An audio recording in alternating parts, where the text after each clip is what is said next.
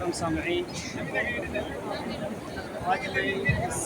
حرم کے بارے میں کچھ مختصر انداز میں کچھ آپ کے سامنے بیان کرنا چاہتا ہوں۔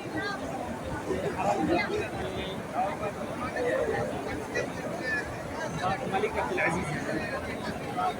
یہ باب ملک عبدالعزیز ہے، اور وہ ملک فہد ہے، باب ملک فہد دار التوحید ہے۔ یعنی حرم سے 6 راستے گزرتے ہیں، باہر جانے کے لیے 6 راستہ ہے، اور یہاں آ کر کے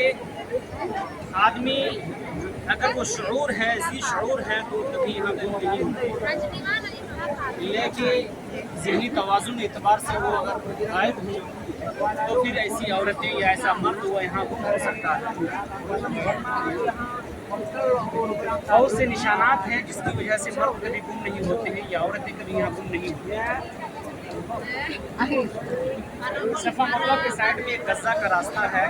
جسے شعب عامر کہا جاتا ہے،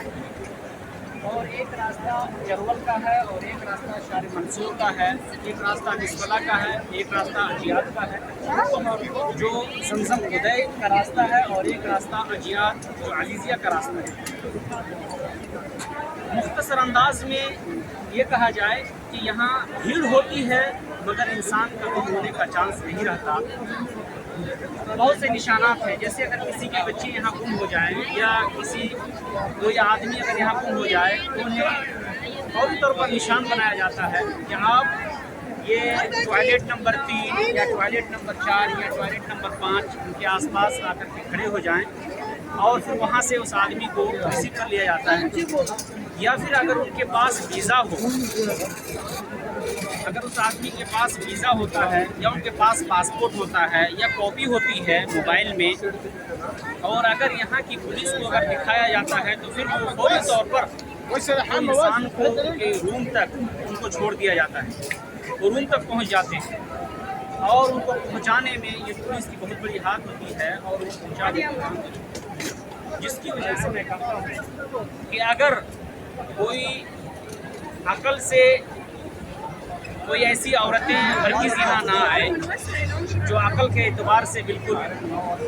ٹھیک ٹھاک نہ ہو، جن کی عقل کام نہ کرے یا ذہنی طور پر وہ کمزور ہوں، تو ایسی عورتیں،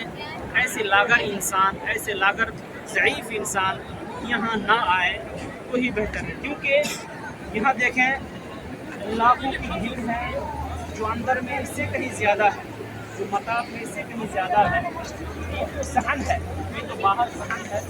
جس میں اتنی بھیڑ ہے، اور اس سے بھی زیادہ بھیڑ مغرب اور عشاء کی نماز میں بھیڑ۔ آج میں عشاء کی نماز کے بعد یہاں کھڑا ہوں، میسج دینا چاہتا ہوں کہ آپ زیادہ سے زیادہ عمرہ کرنے کے لیے یہاں آئیں، لیکن آپ کے لیے یہ عبادت کی جگہ ہے، اور اگر کوئی یہاں ایک وقت کی نماز ادا کرتا ہے تو اسے 1 لاکھ کا ثواب ملتا ہے۔ رب تعالیٰ ہم سارے لوگوں کو نیک اور صالح اعمال کرنے کی توفیق عطا